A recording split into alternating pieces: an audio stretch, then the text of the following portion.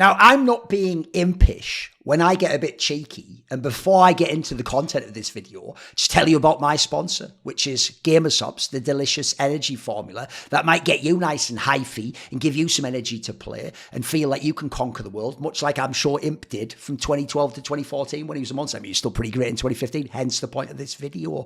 And you know what? At the end of the day, what does matter except the cost? And at this point, you can get 10% off using my code Thorin, Thorin, at Gamersops.gg. Maybe try something like, since we're doing Imp, we'll do the ones that are a little bit more of a punch. Blue Raz has a little bit of a kick to it. I think the Lemonade has a nice tang to it. If you want to go a bit more hardcore, because I would say avoid the subtle ones. They're more like deft, maybe in this scenario. I actually think the Sour Apple one's pretty tangy too. Check it all out at Gamersops.gg. Obviously put in some free samples. Maybe check out their teas as well. Imp is one of the greatest AD carry players in the history of League of Legends. He was at one point the best or a contender for the best ever to play the game. He was one of the most popular, most successful and memorable bot lanes with Mata, who, by the way, since many had Mata as not only the GOAT support, but a GOAT contender overall in League, actually meant that Imp got somewhat underrated at times, including as an ADC. But much like I've just alluded to with that part during his prime, his career, I think, is woefully misunderstood and in sometimes not only entirely unknown, but completely mischaracterised. Like, people talk as if he barely played professionally or he only played for like 2 or 3 years, and then they make it sound like he quit or he just washed out the bottom of the scene. Like, that's not the case at all. He also didn't only have like success in 2013 and 2014. That's just nonsense. And now, maybe some remember outside that. Remember 2015? Okay, I remember the Korean Exodus, sort of. And then didn't he win the LPL? But then he went to Worlds and they failed. And then IM San Jose, they were shit. Okay. But the problem is, even the ones who remember 2015, after that, they talk like he was utter subhuman shit who couldn't even play the game and just never did anything. And he was the bomb on every team. Now, he certainly had years that were much worse than best ADC in the world, best Korean ADC, champion. And obviously the results weren't as good. But even then, you're going to be surprised by some of the things I bring up. Yes, he was in a lot of teams after that because he stuck with fucking LGD. Then he went to WE in the years when WE were bad. And then, by the way, so as a result, if you go to bad teams in the LPL, mega stacked league with tons of talent, you're going to have a bad time. And then he had his own personal problems. He had a whole thing, I think he got married and divorced. He was like an alcoholic maybe at one point in time, or he was crying on stream about his problems and lending money off people and all sorts of weird shit. So there was some stuff in his personal life going on. But then he even had a comeback where before JDG even became super duper good, like you guys remember with your Gao and fucking Lorcan and Jackie, no, not Jackie Love, who was it for fucking Ruler, obviously later on. Before we get to any of these players, you have to go back, and he was one of the reasons JDG got up there in the LPL. So actually he's a guy where he has an underrated career, and by the way, he chose to step away. So to me, you look at it, yeah, I understand. If you hear that story, you haven't watched the LPL, what about that thing where he was drinking and streaming Thorin, and he was crying and saying he regrets stuff? Yeah, that makes it obvious. It's just a cautionary tale about taking for granted talent or success or not working hard enough, or he should have gone back to Korea or whatever. By the way, he was getting paid an enormous salary for years and years and years and years and years beyond this period I've heard. Let's look at the reality, though, because the reality, I think, is quite different. And he had much more longevity than people realise, even if he wasn't at an elite level necessarily. And he was actually a relevant player at the end of his career in one of the best leagues in the world. I would argue the best league, the LPL at the time when they were winning Worlds every year. In 2019, at the end of 2019, he chose to retire and step away from competition. He was actually a relevant player again and playing, as you'll see, in the regular splits, he might not have been as dope, but he was a great playoff performer, and he didn't get that many playoffs in his career in the LPL, but you'll see he had some fucking banger runs, and you put him under pressure, this was a really good player. So Imp was at one point, as I just said, contender for the best and most decorated AD carry player in the history of League of Legends. He won OGN Champion Spring 2013, the one where he had Dade and they were against my boy Flame on CJ Enters Blaze. They were underdogs for that, by the way. He was in the final of the Winter split that year, where they played against the SKT that had just won Worlds and went undefeated in that split.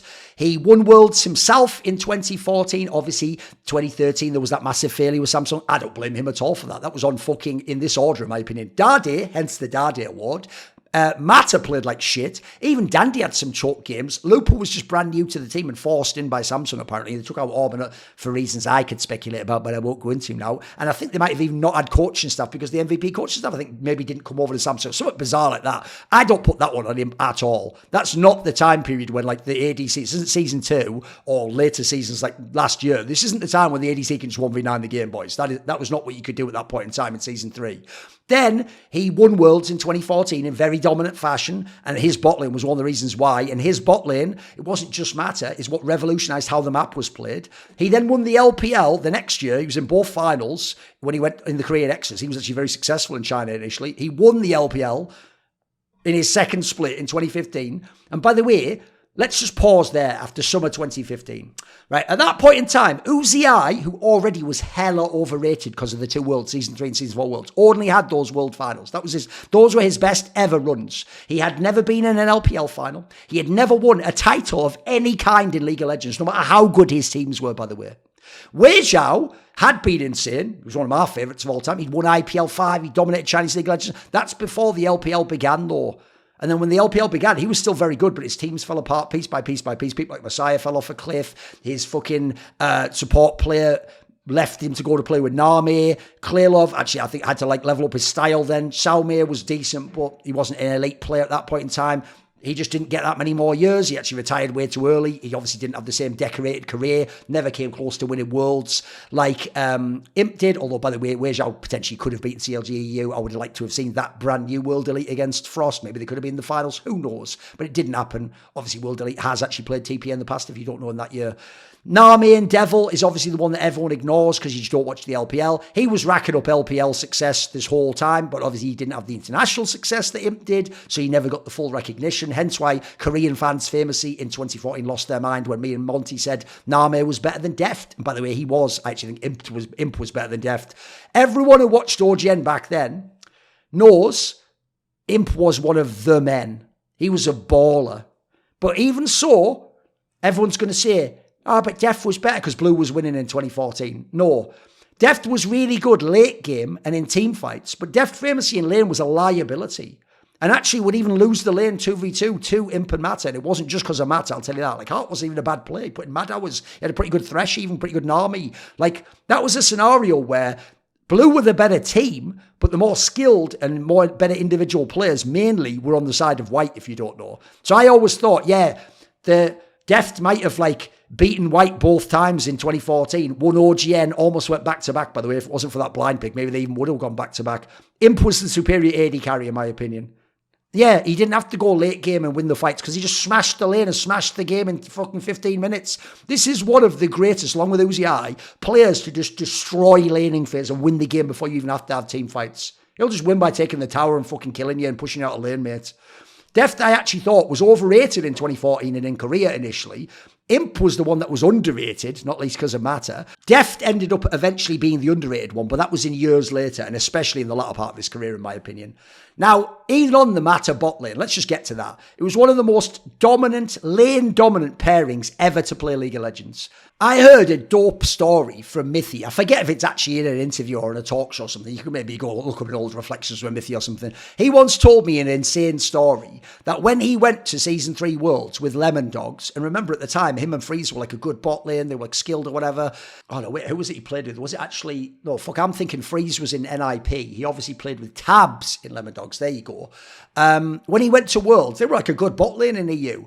And Mithy, by the way, was a monster Thresh mechanical support himself, like a Mata. And he told me that in scrims, that the Mata Imp bot lane used to do shit just to fuck with you psychologically, not even to try and properly practice and win the scrim. They used to intentionally counter themselves with the 2v2 matchup bot lane, so that then when they giga shit on you all the time in lane and destroyed you and won the game at like 8 minutes or whatever, then you just felt completely humiliated, like you couldn't even play League of Legends with them. Yeah, some of that came from Mata. He could be cocky, but I always thought Imp really brought that out of him. He was just channeling and sort of fucking piloting Imp, but it was Imp's fucking, by the way, Imp's mechanics were sick as fuck. His aggressive tendencies were mega. He wasn't one of those ADCs who sits back and goes, let's get me out of lane with 2 items, and then in the team fight, if you peel, I will do damage. He was trying to win the game himself. He was a fucking beast.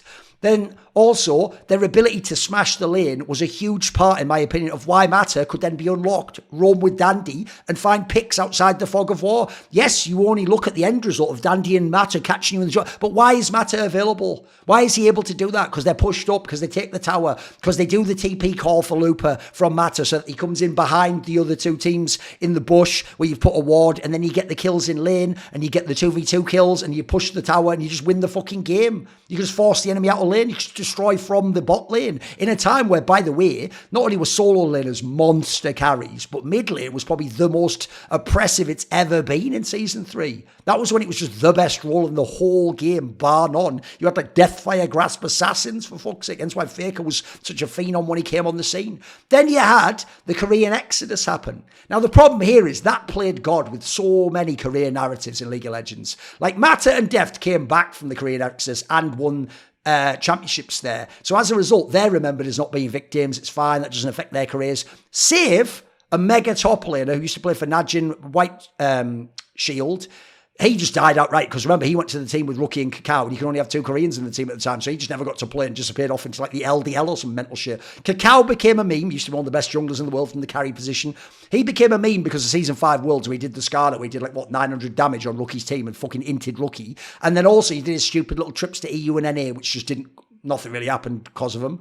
Dardier died after becoming a giga meme, even though he actually had a good split eventually and got some more champions going. But obviously, famously, he was just good in spring before Xiaohu. Dardier was the king of spring, if you don't know. Acorn died and became a coach after like some alright success on LGD, where Flame should have been the one being played and on his picks, but they did some weird shit where eventually Acorn even became the coach. And went, I think I'll put myself in the game on my picks. Hart died and became a coach and actually did a pretty good job coaching. So actually, most of them didn't make it. It was only really Mata and Deft kind of got away with it. And then latter day Koreans, not from the original Korean Exodus, yeah, they've been great people like Viper have gone and come back and all that jazz. Yeah, we know that. Nagori, etc. After the Exodus and onwards is where I want to look at now. And so first of all, I've got a few things I'm going to show you, a few tweets. This is a fun one. Apparently, Imp actually said at some point in time that when he was going to the LPL, because they had these like agents, and by the way, at the time, for people who don't know, one of the reasons the Korean Exodus took place wasn't just that China had like billionaires and they could spend money. It's that the comparison was LCK had fuck all. So if you've already won LCK in Worlds, why would you wait around? LCK, I've heard there's some players there who were making like 25k a year at a time when people like Bjergso were making 6 figures, by the way, and mad money from streaming and all that shit. If you don't know, Koreans didn't used to make money from streaming back then, and they used to have to do their own weird type of streaming where you got like the equivalent of like donations, basically, not like subs or whatever. So back then you didn't make much money, even as someone like Imp. And by the way, MVP wasn't a big org, it was a tiny org. And then Samsung was like, look, a good sponsor. But I've heard none of the orgs back then paid big money because they thought, fuck it, we don't need to. We're the best and you're all playing for this much money. It was basically people like China and then eventually LCS that inflated the market. So when these agents were going out there scouting teams for them to join after 2014 Worlds, where the whole of White and Blue famously went over to the LPL, apparently Imp says that his one request to join the LPL was he didn't want to be teamed with any other ex-Samsung member because he wanted to crush them. And specifically, he didn't want to be paired with Mata because he wanted to crush Mata. Now, he did end up getting paired with Acorn in the top lane, who was kind of like a hybrid top lane. He could do weak side, he could do a little bit of carry on certain champions. But it sounds like they gave him his request. He didn't play with Mata. And supposedly Mata wanted to prove himself elsewhere and really just wanted to play with Deft. He didn't play with Deft at that point in time. That was the Korean super team of 2017. That already shows this guy's mentality. He thought he was the best. Then how about this one? Where God V, aka used to be called Wayless, didn't he? His mid laner in LGD said on stream, Imp is very self-disciplined. He either drank Red Bull and rank till 6, as in like played solo queue till 6 in the morning, or he went to the bar and drank till 6 in the morning. Like, that's just a funny joke, isn't it? Because he either like was insanely disciplined at like actually playing League and trying to get good, or he was insanely disciplined at checks notes alcoholism or something. I don't know. Like, the idea is whatever this guy did, playing lane, playing a team fight, play a solo queue, drink alcohol. He did it all 1,000%. Trash talk, 1,000%. He's one of the only Koreans that just giga trash talk. Famously, remember, he was like, did you see Piglet cry? And he was like relishing the fact that he'd caused this guy suffering from like Schadenfreude. Then there's another one here. It's pretty good. I remember being at this final where he appeared. Do you remember?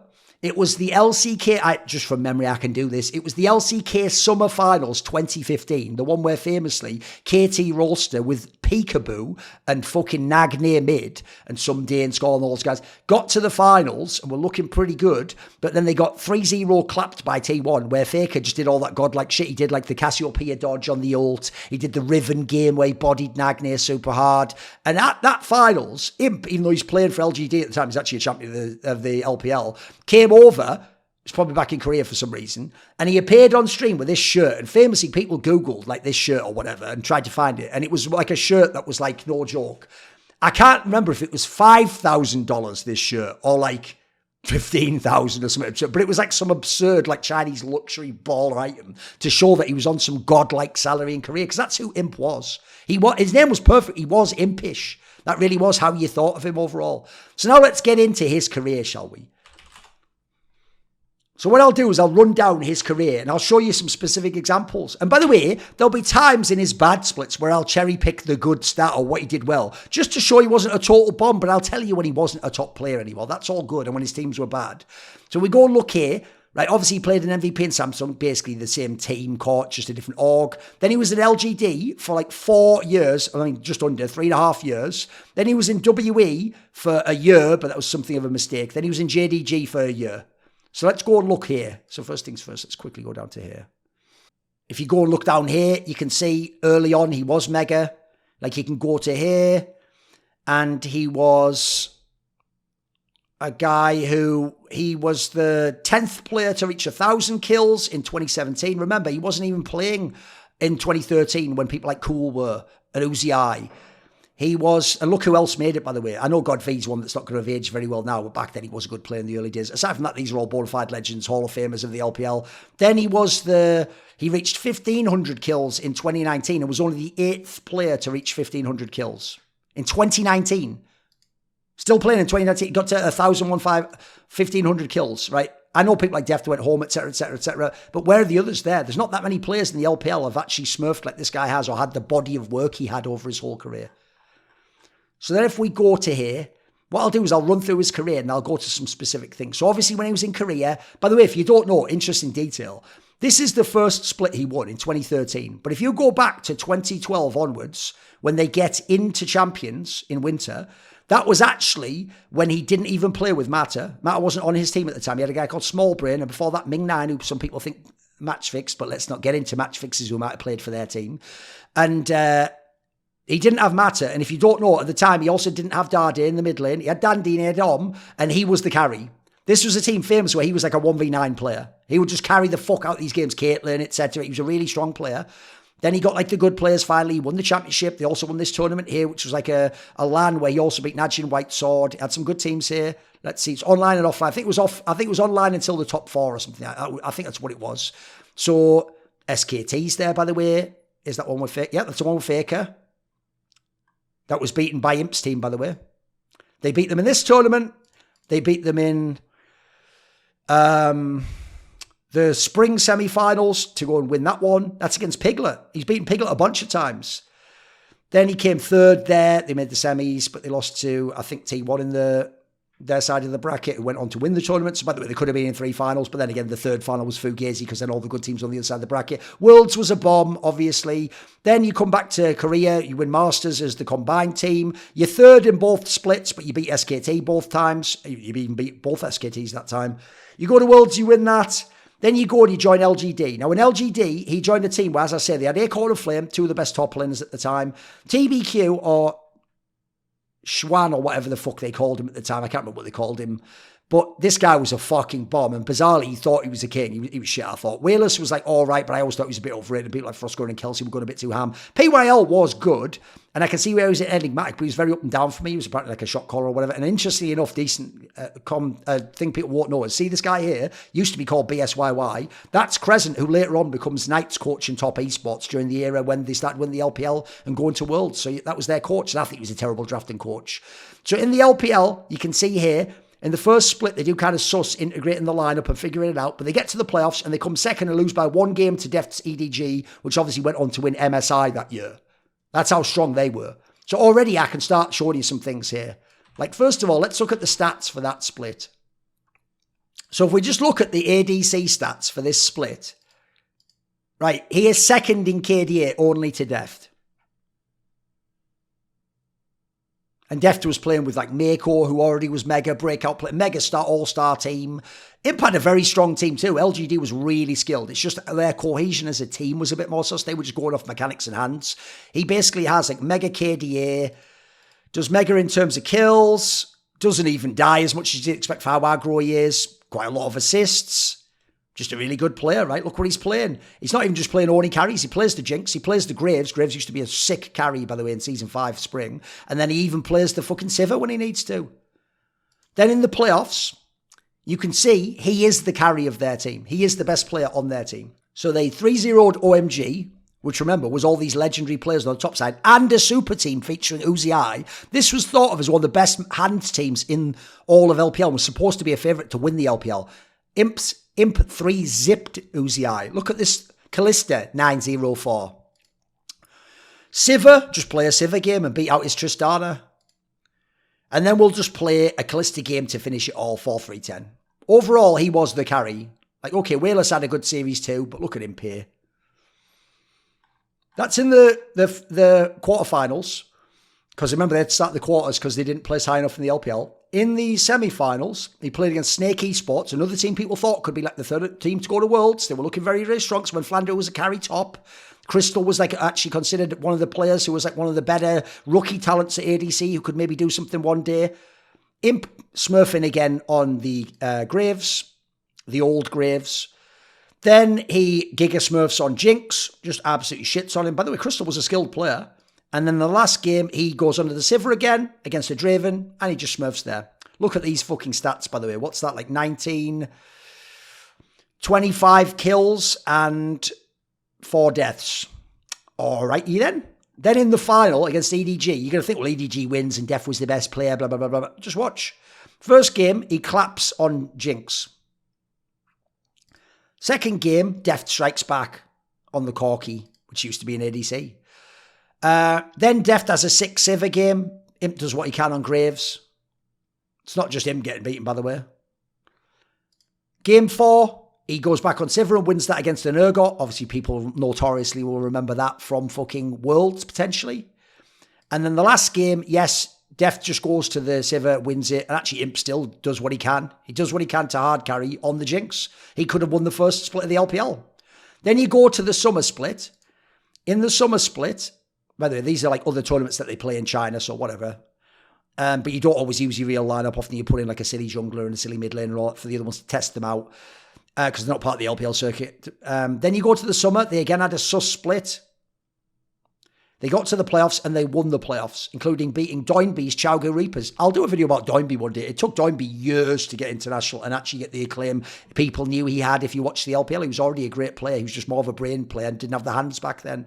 So if you go to the summer split, kill participation is pretty good. Better than Deft, by the way. Better than a Miskit on WE. Kill share's pretty good. It's right up there with the best in the league. Uzi barely above him, and he's put on an OMG super team trying to play around it to win the fucking league. Then if you go to the playoffs themselves, you're going to see again, he's the reason why they won the LPL. So they played against Vici Gaming, which was Dandy and Matta's team, and he smurfed on Kog'Maw. Then he was still good on Twitch, which was a famous champion he was sick on, even though Xuan actually went sick and Vayne on this game. Then he smurfed on Kalista. He's the main carry. Then in the last game, he has his imp game on Vayne, where he goes fucking ham and he's just super sick mechanically and carries the game. Then you go to the quarterfinals, because that was where the LPL already established like a much bigger format. There's a seeding match. You go to the quarterfinals. He plays against Snake again, who again was one of the top teams of the year. I think they were better than the times in the split. First game, he has a bad Vayne game. Then he giga carries on Twitch, 13 kills, bro. Do you know how rare it is people even get 10 kills? Then he goes onto the Sivir and beats up the Corki. And then the last game, he's back on Kog'Maw. He can play everything, by the way. He can just play everything. And he's willing to play stuff like this, even though you think of him as an aggressive champion. He smurfs on the Kog'Maw to get you past the quarters. Semi-finals, they 3-0 EDG, the champions of Spring and the MSI, one of the best teams in the league with Deft, potentially the best LPL player. He smashes Deft, his old teammate, on Kog'Maw, bodies him on Kog'Maw again, and we'll just finish it off with a Giga carry game on Kalista. So that's just the 4 deaths over 3 games there and a bazillion kills, and Deft just can't do it even on the other matchups. Then he goes to the finals.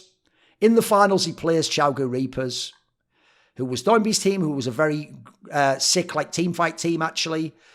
And TNT was even a good player back then, by the way. He doesn't do that great on Kog'Maw game 1. He carries on Kog'Maw game 2 with 0 deaths. 0 deaths on Kog'Maw, impressive shit. Then he has a game on Kog'Maw that's not that great. Then he has a Giga carry game on Kalista. And then the last game, to win the LPL, he just goes onto the Sivir and carries on that game too, although shout out GodV on the Vladimir. There we go. That's his first year. What a fucking first year, eh?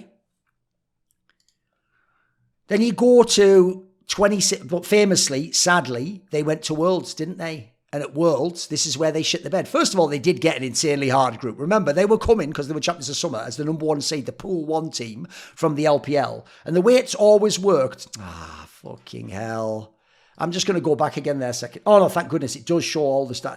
I notice sometimes I show screens where it doesn't show everything on the actual overlay, but you can see everything. It's all good. If you go to 20, the problem always with Worlds isn't, do you make it to 70? It's how good was your group? If your group's hard, it's going to be hard to get out the group. So as a Pool 1 team, you should get an easy group, right? But do you? Let's go and see. LGD, right? I remember you draw 2 Pool 2 teams, and obviously they can't be Chinese because you're from the LPL, and there's region, region, not locking. It was like your region eligibility. Like you couldn't play someone for your region, so you can't get EDG or IG. There you go. IG was there. It's the third team. Rookie and IG and Kakao. Okay, so you can't get these 2 teams, but you can get Ku Tigers, who's like the 3rd best team from Korea. You can get KT Roster, the 2nd best team from Korea. You can get after that, in theory, you want to get. Ideally, these 2, Flash Wolves and HQ are the most beatable ones. After that, H2K, and then TSM, at least it's like a decent team, but that's like maybe like your 4th most that you'd want to get. So who does he get out of this pool? Do you know? He gets TSM and KT Roster, right? I would say, since he can't get ADG or IG, you just got the hardest team there. Now, I always thought Ku Tigers was better, but that's mainly because I was a SMEB fan. But KT Roster had outplaced Ku Tigers in summer. So you got, in theory, the hardest Pool 2 team you can get without being from your region. Then you got TSM, which actually, assuming, bear in mind, you then can't get Ku Tigers because you've already got a Korean team, that then is the next best team, in my opinion. They were a better team overall than H2K at that time. This wasn't when they had Forgiven, etc. So I actually do think you got, in theory, in order, the 2 hardest teams from Pool 2. Okay, at least we get a break in Pool 4, Pool 3, Thorin. There's wildcard teams in there. Yeah, you don't get them. You get the hardest wildcard team, in my opinion. Now, you could argue that Cloud9, you're thinking of Cloud9 2014, that they're good. This is the one that barely got through the regional with high on like bullshit junglers and Incarnation in his first ever split, Giga carrying. And this was the Balls, like, Masters, worrying trend year. So actually the hardest team to get is Origin, because they're already in Pool 3, because they didn't play the spring split of the LEC, or it was called the ULCS back then, because they were a challenger team, a brand new team that Expeke and Soaz made. Then they got into the LEC, made it to the final against the undefeated Fnatic in the regular split, and in the final they took them to 5 games because of Soaz's gangplank. Actually, this should probably have been a team in here. They're way better than Flash Wolves and HQ, I would say. So you got Origin, which is also the hardest of the Pool 3. So you've got one of the hardest draws you can possibly get at this point in time. So in your group, your problem is this.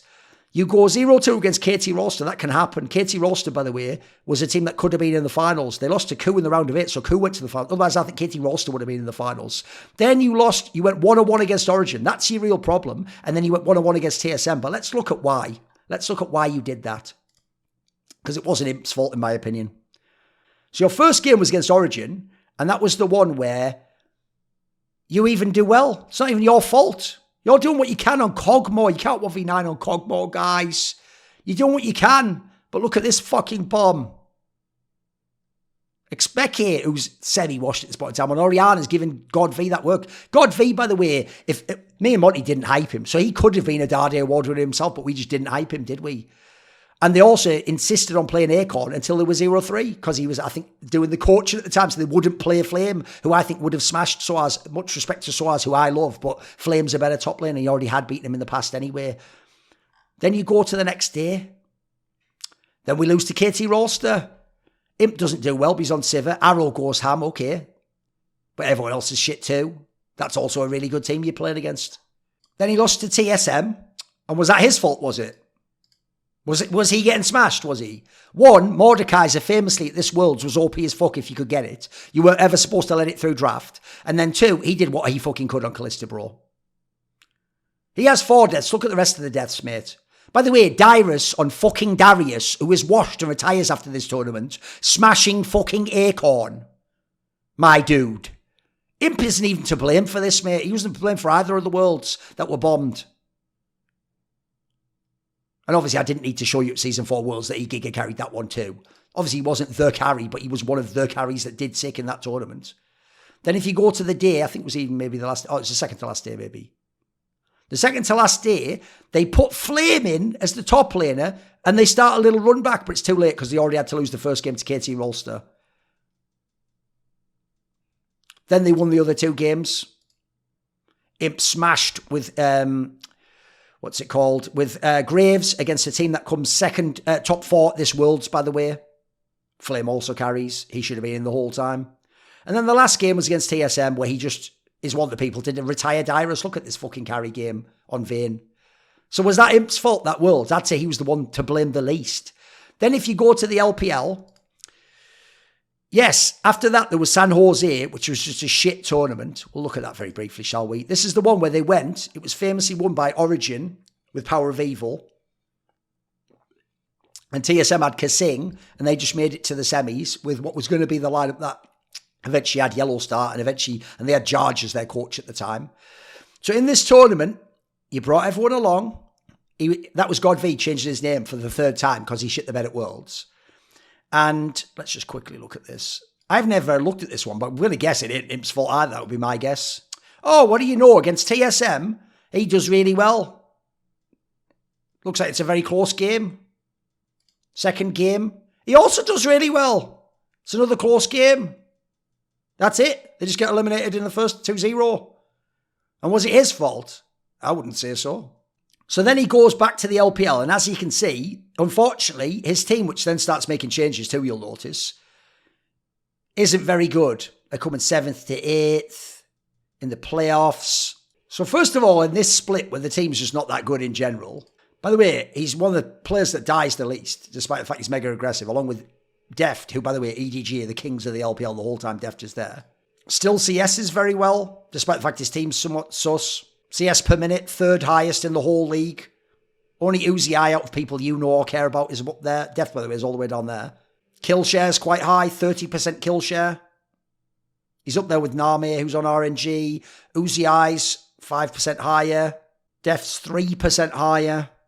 Then if we go to the playoffs, where they only come 7th to 8th, so they must suck, right? They lost to Vici, which is Dandy's team, with Easy Hoon. So Imp must have sucked, right? He did it badly in game 1 on Lucian. His team in general sucks, including Marin. Fucking shits the bed.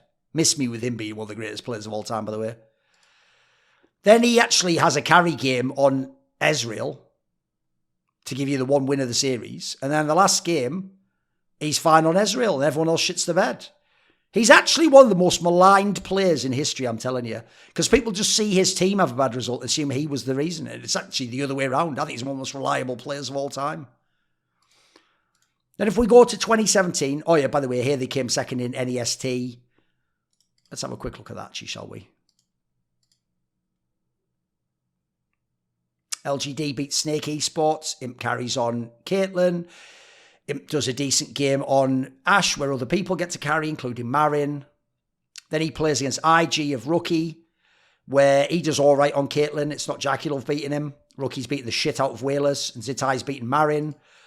And then he does all right on Ashe again, and Jackie doesn't even get a kill that game. In fact, he ends up with 8 kills, and Jackie, who wins the series, gets 2 kills. And he's playing either side of the matchup.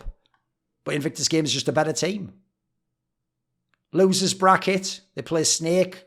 Still a decent team. SOFM, Flandre, these are good players. Has an okay game on him. Ash, but not even terrible. Has a good game on Caitlyn for the win. Has another good game on Caitlyn for the win.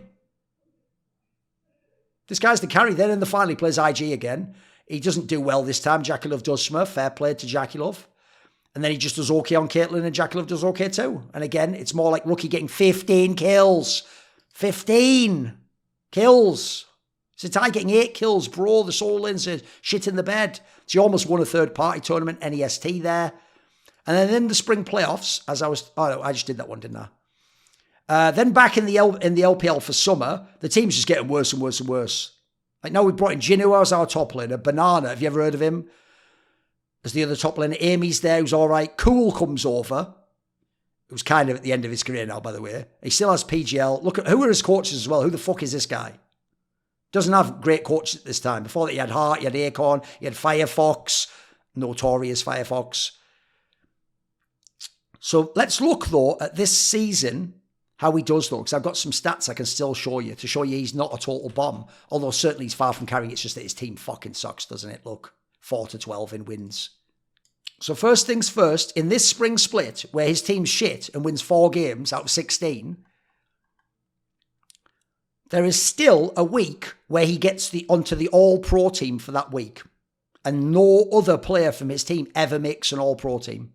Then if we want to look at some stats very quickly, I'll look at the CS per minute. Again, as an ADC, sometimes all you can do is fucking farm it if they can't win the game. Oh, I did it the wrong way around. There we go. He, despite having a team that won 4 out of 16 games, he is 5th in CS per minute. What more do you want him to do? Then in the summer split, it looks like the same thing, right? Summer split, they had to go into promotions, by the way, and play Young Miracles. Then in summer, they're a mid-ass team, by the way. They win 6 games this time out of 16, which still doesn't make the playoffs, by the way. Oh yeah, again, for summer, another one where his team's just shit. 2017 we're into now, by the way, guys. I showed you in 2016, it wasn't his fault, he wasn't bad. In 2017, this is his team down here, bottom of Group B. And what do you know? He is yet again the ADC All-Pro for a week. Now, this time, admittedly, some other people did do it. Emmy did it once and twice. PYL did it a couple of times. But he is still being recognised as a skilled player who's having good performances, even when his team's bad. Then in terms of the stats, if we just look at his raw CSing, he's still all the way up here. He's ahead of iBoy, Crystal. These are all talents, by the way. Mystic, who's like a fucking carry. Certainly not a bad player. In spring, he was on LGD still, but look, the lineup's getting even worse, mate. It's just a fucking appalling. He doesn't even has a sub-shitter ADC, so let me just show you something here. Yes, I'm cherry-picking, but I'm showing you he wasn't a total bomb. Watch this. This is Uzi I. This is Season 7 when people think he's a god, and he is very good. Imp has a better kill share than Uzi I in his team. And everyone knows they played around Uzi I. It was Raised the Poppy, so they played around Imp. But it's just the rest of his team was shit. He did what he could. He did what he could. Then in summer, he goes to WE. That is just a shit team that had a lot of problems. It never got working in terms of him. Obviously, they ended up going with Mystic as the one for that team. They'd had the better time. It was last year. Remember, WE, it's in 2017 when they'd been good and they won the LPL and they gone to MSI and come third and had the Worlds, etc. and made it to semis of Worlds. This just didn't work when they signed him, unfortunately. And Mystic was, I think, the better ADC at the time. I don't think there's any shame in saying that. By the way, he barely played. I'll show you that very briefly. So we can't even really judge him for being shit. He barely played. See what I mean? He played 1 game against top. He came in second. He came in first against OMG. That's it. They didn't play him aside from that because they played Mystic instead, who was a very good Korean ADC. Then you come to 2019, Imp's last year, and this is where we're going to get interesting. So then he comes to join JDG for 2019. And when he joins, they've got Zoom, who's going to become very good around this time. They've got Flawless as the jungler, who was actually like a Korean, kind of a carry jungler or a ganking jungler who used to play with Doinby back in Rogue Warriors, I think it was. Yagao, obviously, he's on his way up as a player. I would never thought he was a monster, but he was good at this time already. B-Voy was the other one. Obviously, you've seen him play for Misfits in the LEC, and then he's played in LCS. most recently. He was also the other one. He had Lamau, who became this year and going on a very good support player. And then there was another support there. And then he had Om as his coach, who obviously is one of the best coaches of all time. Now, they didn't do that insane. They came 8th, but they did make the playoffs. And he made it to the finals of the playoffs and lost only to IG, the world champions, who obviously won this split and went to MSI. And after group stage, were expected to win MSI, but famously lost to TL. So is that even a diss? Let's go and look. So in spring, remember this again? Uzi I's just come off that 2018 where he's supposed to be the best player in the world. He was supposed to win the Grand Slam, the Golden Road. And what do you know again? Imp on JDG has more of a kill share than Uzi I on RNG. Now look, no one's Mystic because everyone played around fucking Mystic in that team. Then you go to the playoffs. They barely make the playoffs, remember? In the playoffs, he plays Team WE. Now let's just check something I've just realised I've been silly. I should always show you who these teams are. So he plays WE, who's the 5th best team with a 10-5 record. JDG's 9-6. Similar level teams, basically. But in the playoffs, Imp is a globe player, mate. So in game 1, 7-0-8 on Kaiser. Now he's even playing 29 on the modern champions. Mystic's a really good player, by the way. Then he plays on Kaiser, just doesn't do that well. Mystic has a carry game on Vayne. Then he has his own Vayne game against Kaiser, and he carries. He is the carry. Then he plays the last game. If Imp plays, he's the carry, by the way. On Kaiser, he fucking claps Mystic. And it's just Kaiser Vayne matchups here. He claps both sides of the matchup. 11-3-14 in 2019. Everyone's telling you he's dead and buried by then and an alcoholic. Oh, Joe, the league. Does he even play league? This is him in the playoffs, smurfing my dude. Then he plays RNG. Well, he'll never beat RNG because that's fucking Uzi I, the god of ADC. What's that? He is body smacking Uzi I in 2019. This guy became a champion in 2013, boys. This is 6+ years later. Then Uzi I gets his, but even so, there's still some kills on the side of Imp. Then Uzi I goes ham on Vayne and wins that matchup. Okay, fair play to Uzi I. But then Imp takes his side of the matchup. Look, maybe he didn't smash this one. It's probably more people like Zoom here, but he still did all right. Uzi I didn't carry the game. Last game, same matchup. Imp smashes on Kaiser, takes care of Uzi I. Then we're going to go to the semis and the final. Play against FPX. Now, wait a minute, guys. Season 9, FPX. Weren't they the team that only lost 2 series? Were the best team in the league? And Doinby was the MVP. So in the first game, LWX does well on Callista. Imp has a bad Varus game. Obviously not thought of as a Varus player, even though I think he was full of shit, but he claimed it was one of his favourite champions later or something mental like that. Then Imp actually does insanely well on Ashe. And he's playing the modern day Ashe in Season 9 now, by the way. I totally reworked Ashe against that Callista that just carried Game 1. Doesn't die. He's the carry of the team. Game 3. Back comes LWX on Varus. Imp doesn't do well at that, but the whole team does badly. Imp carries on Varus finally against, admittedly, a very good game also in terms of kills from LWX, but he has the deaths there. Imp is a carry player again. 5th game, Game 5, the big game. Has a Varus decent game. Gets you past one of the best team in the LPL in theory to the finals. In the finals, you play an IG. Doesn't do well in Game 1. Doesn't do well in Game 2. Still gets kills in Game 3. As often, it's his mid laner that's getting bashed on. Just like with Wayless. And this is when Jackie Love was already mechanically becoming a demon. And if we go to the summer split, he was player of the week in week 5 rather. Week 5, he was the player of the week. By the way, this is when the talent at ADC was bonkers in the LPL. You had Uzi I still around. You had Mystic still around. You had Jackie Love starting to get really good. You had LWX, obviously I wasn't a fan of, but obviously this is a really good year for his team. SMLZ was supposed to be the next Uzi I. You're still player of the week over people like Uzi I, Mystic, Jackie Love, etc. Then I'll show you the Because in the summer, they obviously did fuck all the playoffs. Like, they didn't go to the playoffs this season. Look, in the summer, they got 6-13. So another season where his team loses almost twice as many games as they win, and he gets to be the All-Pro of the week at ADC. How good is this guy, for fuck's sake? Then if we go to the stats, this is supposed to be a split where he didn't even make the playoffs. He's supposed to be washed by now. I'll show you a whole bunch of stats. So we'll go kills. He's literally 7th in the league in kills, behind all the big names except the Zora. Who the fuck that is? Kills, 7th in the league. CS, he's right up there. Ahead of iBoy, Mystic, LWX Crystal, Jackie Love, Lorcan when he was on top. Kill participation, he's a fraction below Uzi I. Kill share.